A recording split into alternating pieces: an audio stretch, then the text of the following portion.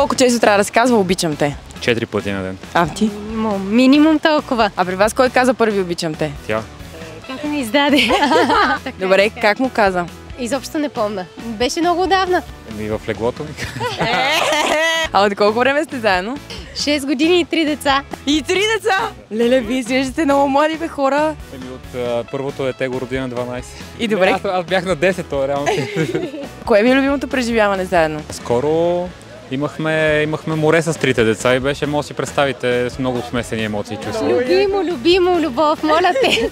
Любимо. Това ще е нещо преди децата. Първата година, като тръгнахме, бяхме в чужбина и това може би... По-любимо като момент ми беше първата почивка, на която бяхме заедно и аз тогава се ударих в едно борче с кьорче.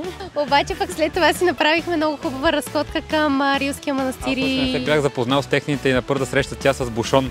Обвиниха ли те или бяха благосклонни? Това, че съм бивш каратист и боксер е абсолютно съвпадение. Да, и ходи го обясни на баща. Мили хора, много се радвам, че има такива семейства. Давам го това на теб да и го подариш. Много хубави спомени се дадете. Няма за какво. Чао! Посети сайта ни birse.bg за още актуални бижута и оферти.